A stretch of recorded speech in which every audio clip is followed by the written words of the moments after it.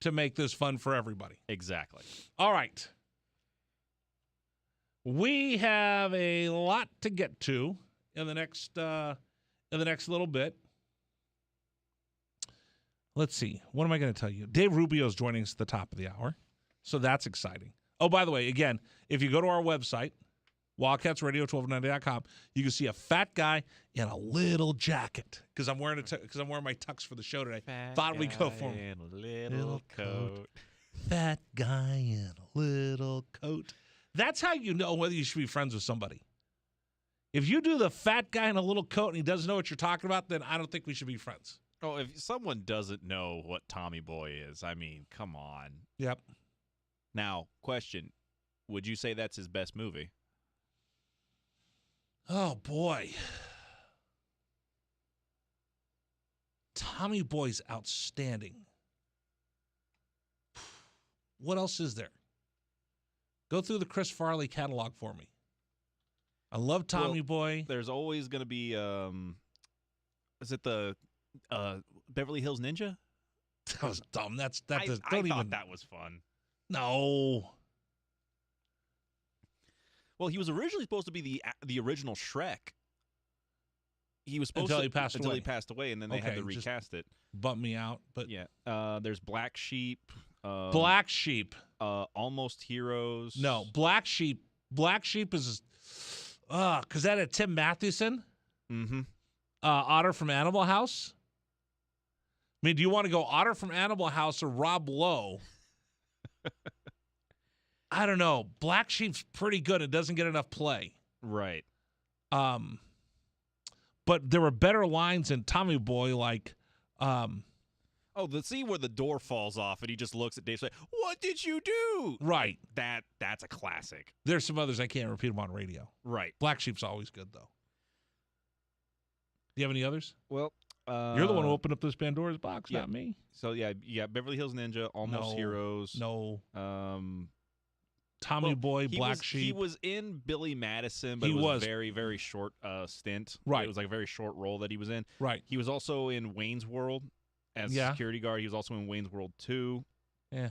Those are the best two. And then there was Coneheads, which, again, I think that's another bit role. The bit role. It's really sad because he didn't have a whole lot of, like, major starring roles. The ones he had were great. All right, so best just stupid show to watch.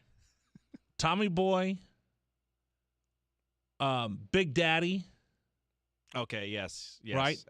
Big Daddy. There's no redeeming value to Big Daddy other than I just sit there and we'll watch it and laugh. It's just like Roadhouse. If Roadhouse is on, I will watch it. Right.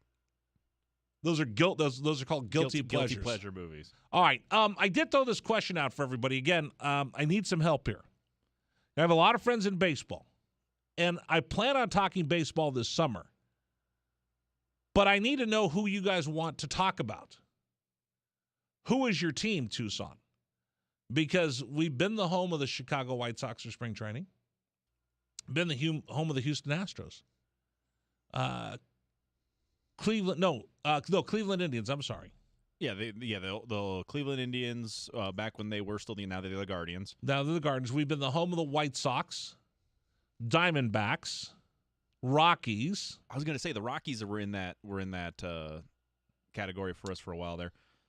The Dodger radio network has been around these parts forever. Yes, we are Diamondback within the state boundary. Well, the Diamondbacks. There's a ton of Dodger fans, but there's so many Chicagoans that have moved out here, right? So, like, I was at Bob Dobbs the other day, and there's a guy who's a huge Cubs fan. He's like, taking the day off, 11 o'clock. I'm going to sit right here and watch the Cubs game. Usually I do that. We had to work today. Otherwise, I would have. Well, you're going to get vacation days. I'm taking a couple days off next week. So you'll have some time to get caught up on some baseball. Right. So who do we root for in Tucson? Because if I figure it out, like we say, okay, Francisco's going to come on and talk about the Houston Astros. Right. If we want to talk about the Guardians because of Terry Francona, I've got friends in Cleveland. Charlie Montoya lives here, who's the manager of the Toronto Blue Jays. We could talk about that. We could talk about the Pale Hose. So you guys tell me who you like, and then we will facilitate that and make it happen.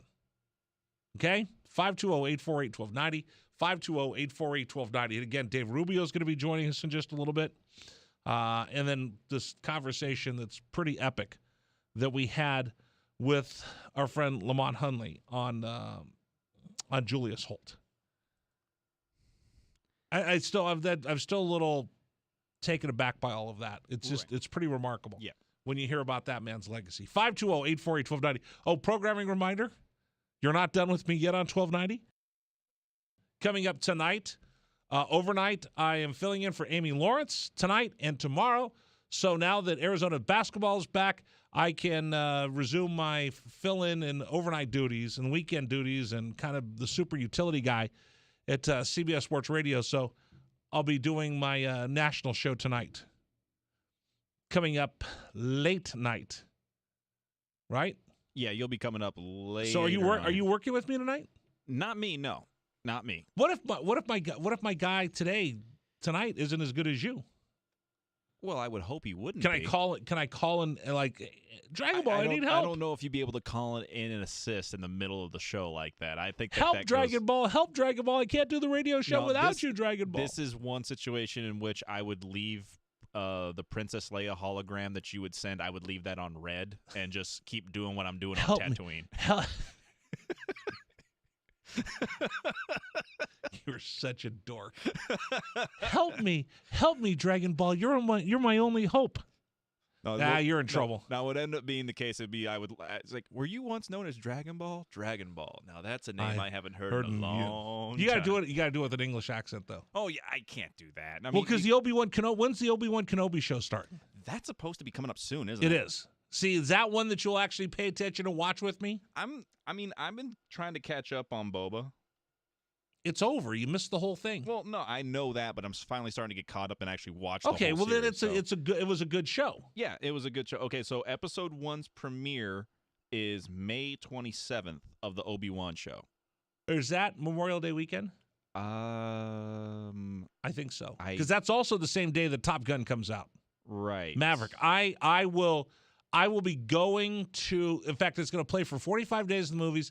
Then it's going to be on Paramount Plus, and I'm going to try to watch it at least 10 times before it gets to streaming TV. Yes, that is Memorial Day weekend because Memorial Day this year is on May 30th. So that is the first day of Memorial weekend. Dude, I'm so taking that day off. I'm probably going to buy like 10 tickets to Top Gun. I've been waiting for it forever. I mean, it's been a while since it was announced. It's like 2 years in waiting. It's going to be fun. Yep. You know what else I've been waiting for? What's that? New golf shoes. Are you getting new golf shoes? I'm going to go get new golf shoes at PGA Tour Superstore. That's news to my wife. She's going to go, you are? Look, honey, listen, get a great deal at PGA Tour Superstore by just mentioning this radio show. PGA Tour Superstore is located on Oracle and Limberlost. It's not just me who's going to get a great deal. We'll get you a great deal. Mention Wildcats Radio 1290 and mention the radio show. And if you're going to buy $100 or more, you get $10 or $20 off. Not 10, $20 off. $100 or more, $50 off, $250 or more. Restrictions apply, not paying Titleist or FootJoy. Everything else in the store, open game. So if you're looking for new shoes, those Jordan Spieth shoes are sweet.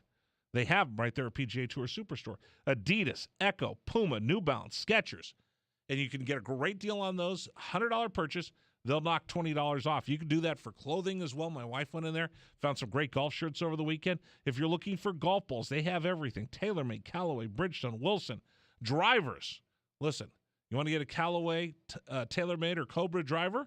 Tell you what, you can take $50 off a purchase of $250 or more. And then this was cool. They have previously owned golf equipment in there.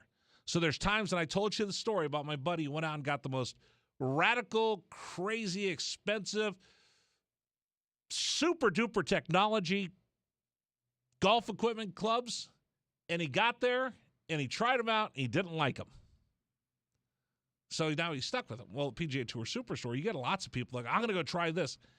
Maybe it's too much club for them. Maybe it's not enough club for them. And you want it, but, oh, man, those are pretty pricey. Well, guess what? With their previously owned golf clubs, you can get the latest technology, get it at a really, really good price. All available at PGA Tour Superstore, including professional golf instruction and club fitting. So, for the golfer in your life, tell them, go to PGA Tour Superstore, Mitch and WildcatsRadio1290.com or Wildcats Radio 1290 or Rich. Dragon Ball doesn't count because he doesn't play golf. No, I do not. But if you mention Rich Herrera's show, you'll get $20 off a purchase of $100, $50 a purchase off $50 off a purchase of $250 or more, and they've got the widest selection of golf equipment in Southern Arizona. All right, coming up next, we're going to talk with Dave Rubio, congratulate him on his new contract, and then we're going to have an amazing conversation from earlier today. We want you to take a listen. I sit down Lamont Hunley and we talk about Julius Holtz. It's something to behold. That's next here on 1290.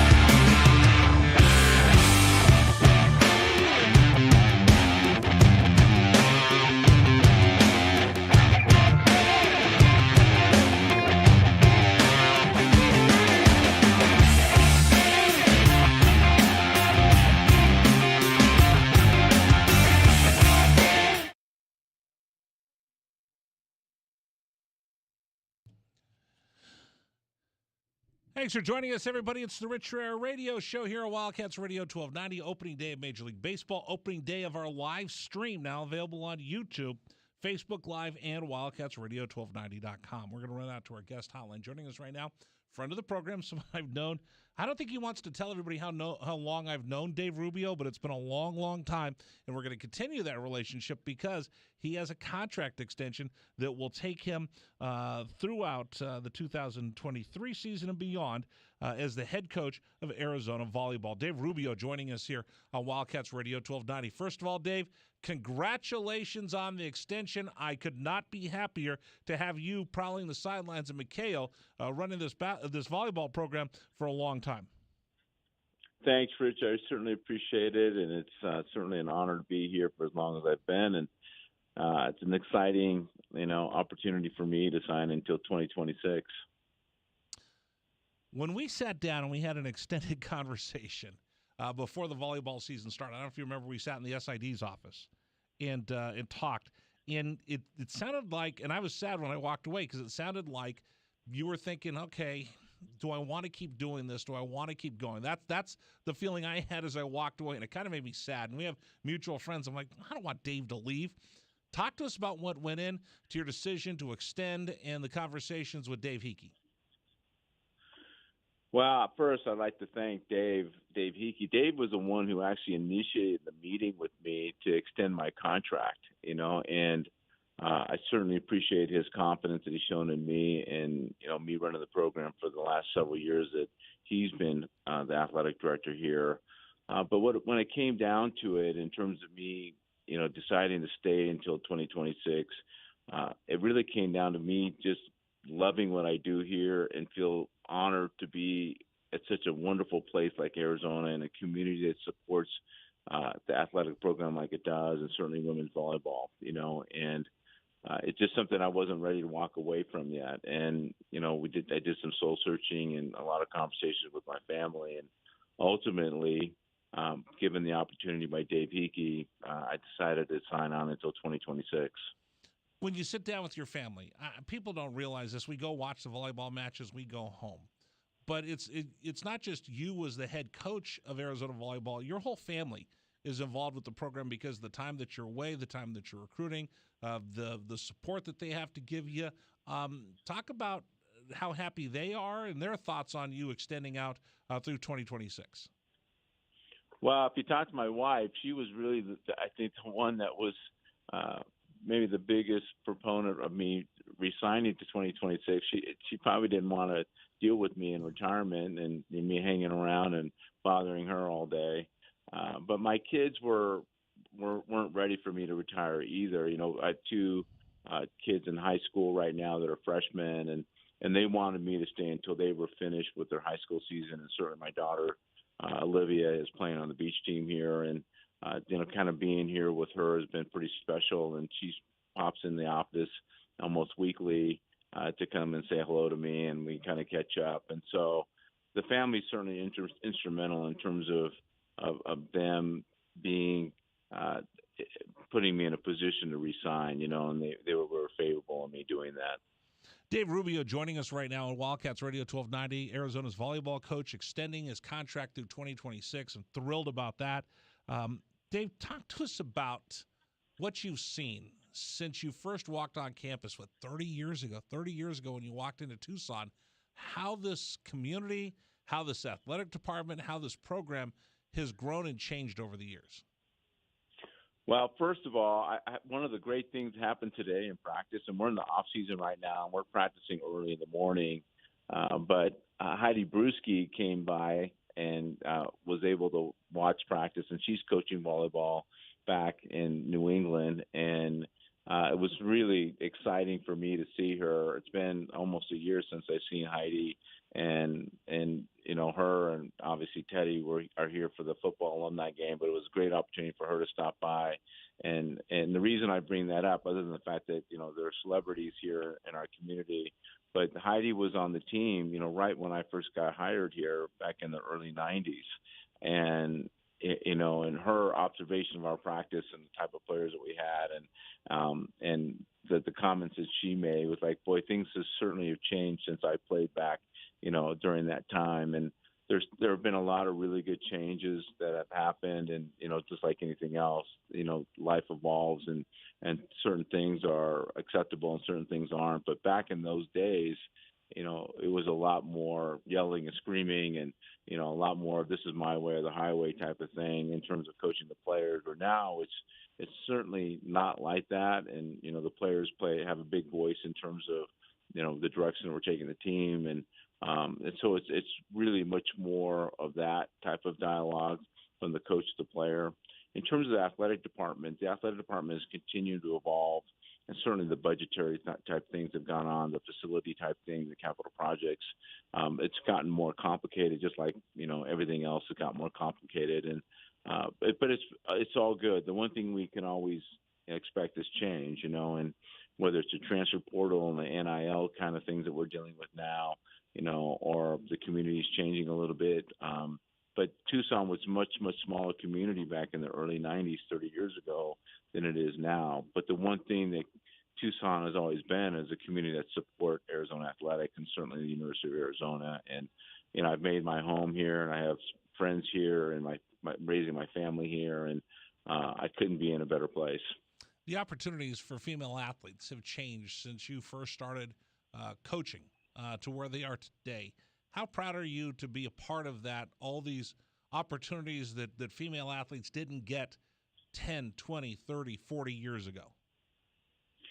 It's amazing. So we all know it's the 50th anniversary of Title IX, and I was in junior high when Title IX passed in 1973 or 74, I believe. And athletics back then for the females was so recreational. I mean, at Granada Hills High School, which is where I went to high school, and there was, certainly a girls volleyball team and tennis team and softball team, but not nearly in the same magnitude. Certainly wasn't treated the same way. They didn't have the same type of facilities or resources that the boys did. And to see it evolve to where it is now is really pretty amazing. And I'm as I look back, I'm fortunate to have grown up during that time, and I'm certainly the beneficiary of being a part of Title IX and getting the opportunities that I've had, because of Title IX and women's volleyball, the way the growth has gone for women's volleyball. And, right now, the number one most participated female sport in high school is girls volleyball. I'm not sure if you know that, but No. yeah, even more so than soccer, softball, basketball. The number one sport is girls volleyball. Okay, let me ask you this, since you brought up your daughter. I know she plays over for the Sandcats. What kind of spectator, what are you like as a dad when you go watch them play? And same with my son. He plays baseball for the Catalina Foothills high school team, and I really have to be very careful and fight my instincts to say something or to coach something or say something to Coach Walker, the beach coach, and I don't know the baseball coaches. So I really I almost prefer not to go to the games because I just form the opinions, and when I have an opinion, I want to express it. So I think it's probably best that I just really kind of ask my daughter how to go today versus me being there and wanting to yell something at somebody. See, I'm the worst, Dave. I have to pace on the outside, or I walk around the outfield wall and the fence and up and down the foul lines, because Right. I get so nervous, and I want to yell and I want to scream and I want to coach, I want to encourage, but they don't want their crazy dad standing there yelling, screaming stuff. So I'm like you. I've got to really watch it. We got a couple minutes here. Let me ask you this: when you sit down with Dave and he goes, "Okay, listen, Coach Rubio, we can't do this without you. We need you to stay here, please. We like to extend you." When you sit down with Dave and your family and your wife and the coaches and the program, what are your goals now that we're going to have you coaching the Arizona Wildcats for the foreseeable future? What do you want to still accomplish while you're here at McHale Center? Well, I think that the number one thing for me is provide a positive experience for the student athletes, and that's a very delicate line to walk, because the ability to hold your players accountable and to teach them how to work hard every single day, wake up and have some type of an agenda so that they're mindful about how they go about the business throughout the day. those things are really difficult to instill if growing up, those type of principles weren't instilled in them. And so that's a real delicate thing for us. But my number one goal is provide that opportunity and a positive experience here. The winning, I think, will come as a result of that and that process of that. And so, of course, there's hey, I want to win the Pac-12. I want to get in the tournament. I want to go deep in the tournament. And I want to win a national championship type of things. But for me, it's always been more about the people and the group of young ladies that we have right now. So we know that next year we're going to be a really pretty good team, and this whole group returns except for Ziona Fellows. She's the only senior on the team. So the next couple of years, we know that we're going to be very, very competitive. But it's the process that I focus on and really trying to get the most out of the players in terms of how they come into practice every day and how to work, and the positive experience that they have.